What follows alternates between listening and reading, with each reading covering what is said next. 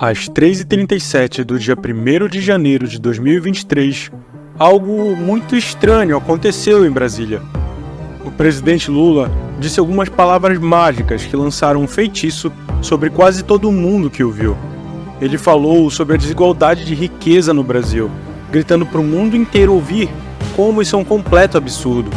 Ele culpou os bilionários do país, dizendo que é a hora de eles pagarem a sua parte justa e que a pobreza no Brasil é culpa deles. Isso porque, segundo o presidente, são eles que estão acumulando a maior parte do dinheiro da nossa nação. Esse feitiço brilhante fez com que quase todo mundo que ouviu realmente acreditasse nessas palavras. Mas, como quase todo truque, não era mágica de verdade. Na realidade, era nada mais do que uma simples ilusão. Uma ilusão historicamente dominada por quase todos os governos do nosso planeta. E como todas as ilusões, essa também é projetada para esconder alguma coisa. E a única razão pela qual eu consegui perceber esse truque foi por ter lido dezenas de livros e artigos sobre esse tema. Foi assim que eu descobri o real segredo por trás dessa magia. E para você também descobrir qual é esse segredo, precisamos olhar mais de perto para o mágico e revelar a devastadora realidade que essa ilusão tenta esconder. A extrema desigualdade de riqueza é realmente um grande problema.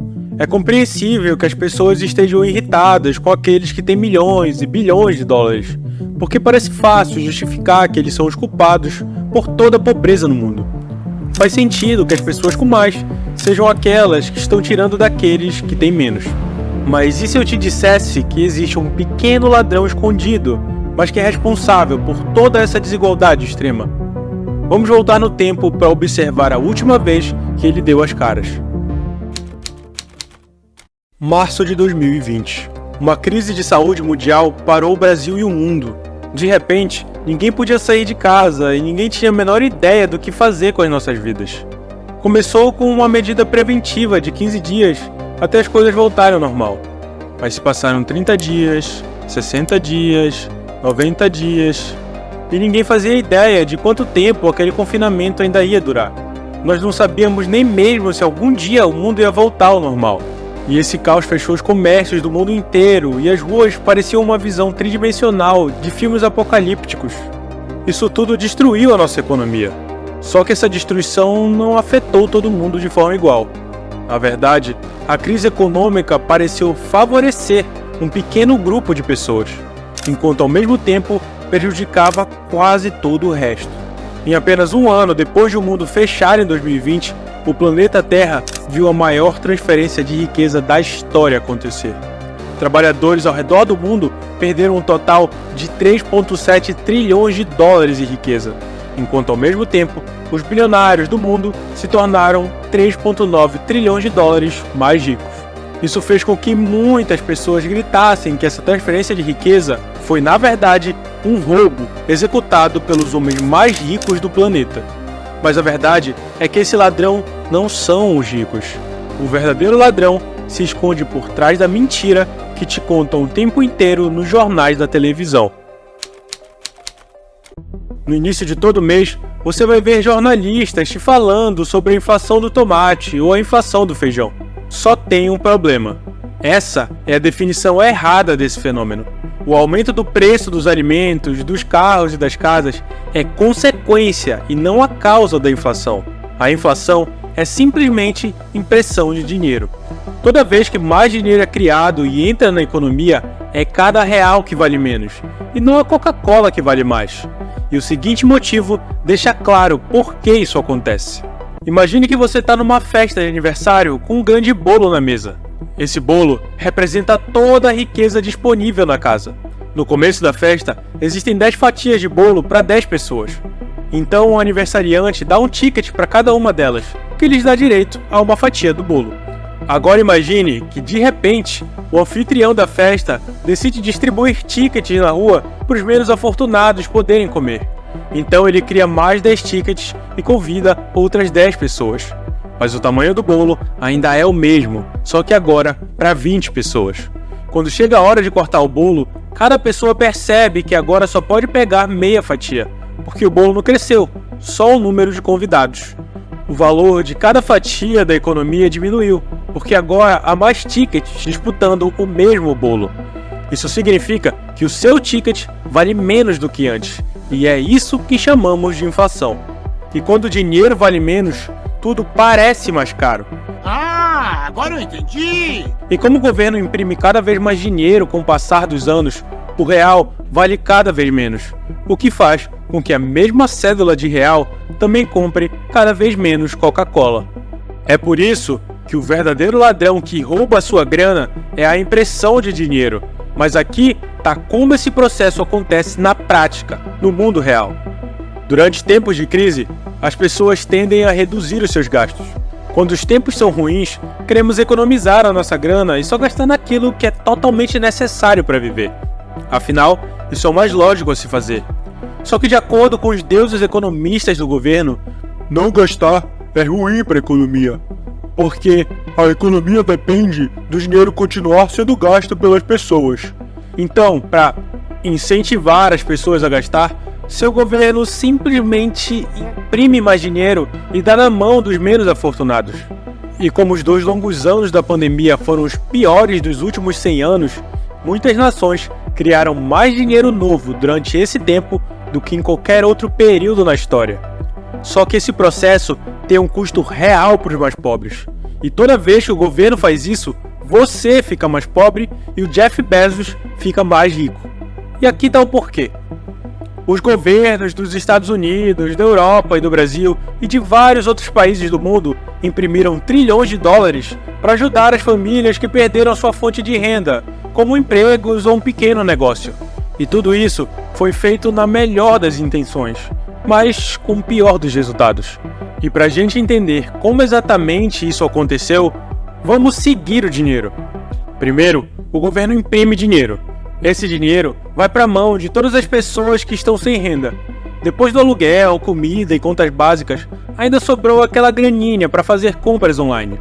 Como todo mundo ficou em casa, era o único lugar que tinha para gastar. O maior site do mundo para comprar qualquer coisa é a Amazon. E por isso, a maior parte dessas pessoas comprou tudo que pôde pelo site da Amazon. Esse movimento todo fez a Amazon bater recorde de vendas e os lucros explodirem. Aí, investidores do mundo inteiro compraram ações da Amazon para tentar pegar uma fatia desses lucros. As ações da Amazon dobraram de preço. E sabe quem já tinha dezenas de bilhões de dólares em ações da Amazon desde antes da pandemia? Ele mesmo, Jeff Bezos. É por isso que 12 meses após o início da crise de saúde, ele já tinha ficado 78,9 bilhões de dólares mais rico. Ou seja, quando o governo imprime dinheiro, ele gera uma demanda artificial, porque as pessoas nunca comprariam todos aqueles produtos se o governo não tivesse imprimido aquela grana e dado na mão delas. É por isso que todo o dinheiro impresso foi para a mão de quem produziu aquilo que a sociedade queria comprar durante a pandemia. Ou seja, quem já era muito rico e soube aproveitar essa oportunidade ficou ainda mais rico. Mas o contrário acontece com quem é pobre, e aqui está o porquê. Os governos ao redor do mundo criaram 4 trilhões de dólares durante o lockdown, mas não tiraram esse dinheiro de circulação quando o mundo voltou ao normal. É por isso que o preço de todos os produtos subiu durante a pandemia, mas não voltou ao que era antes quando ela acabou. Aí, a desvalorização do real se torna permanente, e os pobres não têm um aumento salarial proporcional a essa perda. Mas os ricos, eles botaram essa grana nova no bolso. E isso acontece porque os ricos têm ativos, como ações do mercado financeiro, imóveis, obras de arte, ouro e prata. Mas os pobres não têm nada além de passivos, como carros e motos, por exemplo. Já que o dinheiro novo sempre acaba chegando nos ativos, a inflação beneficia diretamente todos aqueles que têm ativos. É por isso que a inflação tem como consequência o aumento da desigualdade. E como a verdadeira definição de inflação é a impressão de dinheiro, o responsável por esse aumento de desigualdade só pode ser o único alquimista da história que tem o poder de criar dinheiro do nada: o governo. Então, para não ser injusto, vamos ver o que o alquimista tem a dizer sobre tudo isso. Muita gente acredita que o governo tem sempre os melhores interesses em mente. No Brasil, a grande maioria das pessoas depende do governo para ter educação, transporte, estradas, segurança pública e muitas das coisas que fazem a sociedade funcionar. Então imagine que é um desastre a caminho, que pode afetar o bem-estar de todos os brasileiros. Você imaginaria que eles nos diriam para que a gente pudesse se preparar, né? Mas e se eles fizessem exatamente o oposto? E se eles escondessem a verdade de nós? Vamos jogar pelas regras do governo por um breve momento. A inflação oficial do governo é calculada por algo que chamamos Índice de Preços ao Consumidor Amplo, ou IPCA. O IPCA leva em conta o custo das coisas ao seu redor. Teoricamente, ele mede o custo de vida ano após ano, baseado no quão mais caras as coisas estão ficando. Com isso, eles são capazes de calcular a inflação. Então, se o custo de vida sobe 2%, o William Bonner aparece na TV falando que a inflação está em 2%. Parece bastante simples, né? Mas e se eles quisessem manipular esses números de inflação? De 2009 a 2017, o cálculo do IPCA levava em conta coisas como o preço de aparelhos de DVD, assinaturas de jornal e máquinas fotográficas. Coisas que os brasileiros realmente usavam muito durante esse período, né? Pois é, infelizmente, esse tipo de coisa acontece no mundo inteiro. Tome como exemplo os Estados Unidos. Anteriormente, a inflação americana era calculada comparando o custo de uma cesta constante de produtos de supermercado ao longo do tempo. Hoje, o governo dos Estados Unidos é capaz de manipular essa cesta para determinar como as estatísticas de inflação são apresentadas. Por exemplo, digamos que o preço do bife aumente 10% no ano. Em vez de mostrar que o bife ficou mais caro e levar isso em conta nos cálculos da inflação, eles fazem algo minimamente estranho. Eles substituem o bife por uma carne de hambúrguer muito mais barata e dizem que é basicamente a mesma coisa. E eles fazem isso com todos os itens que você pode imaginar, para que os números da inflação sejam baixos. É insano o quão longe vai essa manipulação de dados. Jack Dorsey, criador do Twitter, mostrou que se a inflação fosse medida de maneira consistente, ela teria atingido 15% em 2021, e não os 6,2% que foi divulgado. Além dessa manipulação de dados, ainda tem um fenômeno conhecido como reduflação, que é quando o preço do produto não muda, pois o tamanho dele diminui. E isso não é contado nos dados oficiais do governo. Mesmo assim, todo economista do governo vai dizer que um pouquinho de inflação é bom para estimular o consumo. O problema é que ninguém precisa de estímulo para consumir. Imagine se o real nunca se desvalorizasse. Você deixaria de comer? Você deixaria de tomar água? Você deixaria de pagar um aluguel ou a própria casa? O desejo humano pelo consumo é insaciável. Afinal, todo mundo queria ter uma casa como a do Messi ou os mesmos carros do Cristiano Ronaldo. E isso não mudaria de uma forma ou de outra.